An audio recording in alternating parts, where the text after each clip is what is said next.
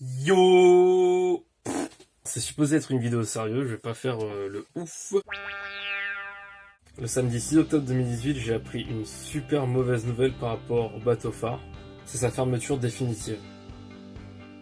Si vous connaissez pas le bateau phare, brièvement, c'était un bateau dans le 13e arrondissement de Paris, juste à côté de la bibliothèque François Mitterrand, et qui faisait concerts et clubbing. J'ai fait pas mal de concerts là-bas, et pour les amateurs de métal et de hardcore moderne, c'était limite une salle de référence. Beaucoup de groupes locaux et internationaux ont joué dans cette salle, comme des grands noms de la scène actuelle comme Parkway Drive en 2006, qui va faire l'Olympia en 2019, mais aussi Bring Me The Horizon en 2008, qui va faire le Zénith dans pas longtemps. Il y a aussi d'autres groupes notables de cette scène, comme par exemple Despised Icon et Whitechapel, Die Artist Murder, Born of Osiris, Being as an Ocean, Nasty. Je vais pas citer tous les groupes non plus, on n'est pas là pour ça. En tout cas, le bateau phare était vraiment une salle importante parce qu'elle faisait vivre le métal moderne. Grâce au bateau phare, la scène locale métal était bien vivante. Il doit y avoir certaines formations parisiennes que vous devez connaître si vous avez fréquenté cette salle, comme par exemple The Bridal Procession, et aussi A Call to Sincerity, qui s'appelle maintenant Novelist, on peut dire.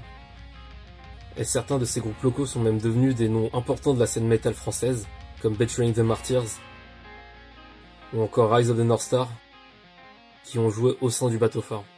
Il y a même l'équipe du Hellfest qui est passée par là avec leur warm-up en 2017. Et pour ceux qui connaissent pas vraiment l'endroit, je pense pas qu'il y ait beaucoup de clips qui ont été tournés là-bas. En général, ce sont plus les spectateurs qui ont pris des vidéos et qui l'ont mis sur YouTube. Je pense surtout à Digital Fufux qui a fait une retransmission complète du concert de Born of Osiris avec les 4 groupes.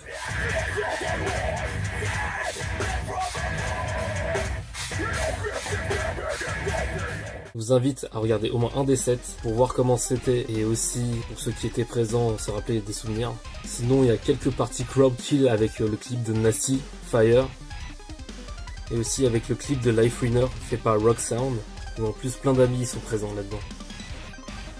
En parlant d'amis, il y a plein de potes qui ont joué là-bas. Je pense à Static Method par exemple, qui s'appelle maintenant Disconnected, et aussi les gars du groupe Miles of Grace, notamment Florent et Axel. Petite dédicace à vous les gars, dire que ça datait de 2012. Aussi, cette salle pour moi, c'était la première rencontre avec les webzines comme All the Rage TV, où les gens donnaient des flyers pour eux, mais aussi les gens qui ont géré Altencore. De nouveau, salut Axel et aussi Kathleen.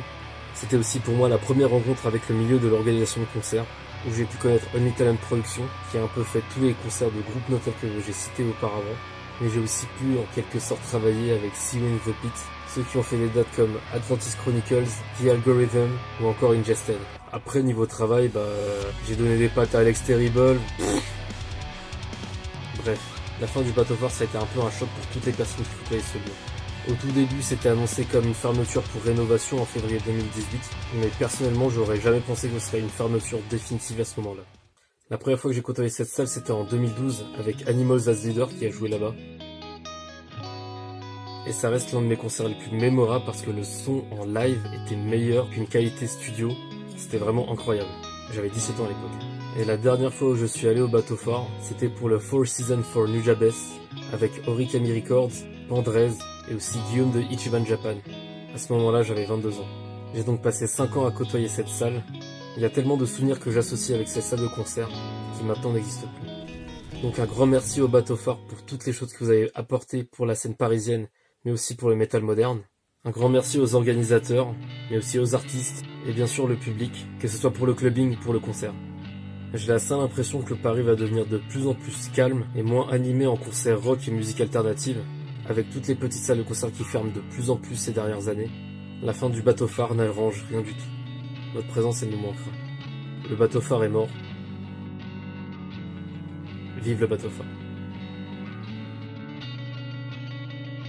Donc voilà, c'est la fin de cette vidéo un peu faite à l'arrache. Personnellement, je voulais vraiment parler du bateau phare en détail, parce qu'il y a tellement de choses à dire avec cette salle-là, et je ne pouvais pas parler du bateau phare avec un simple statut Facebook. Si certains d'entre vous ont côtoyé cette salle, n'hésitez pas à écrire un commentaire, j'aimerais beaucoup avoir votre avis sur ça, et aussi, limite transformer la zone commentaire en un mur commémoratif, ce serait vachement cool. Enfin, si vous lâchez un petit pouce en l'air et que vous partagez cette vidéo auprès de vos proches, ça me ferait aussi extrêmement plaisir. Allez, on va finir sur ça. Merci d'être resté jusqu'ici et à la prochaine YouTube. Bye bye.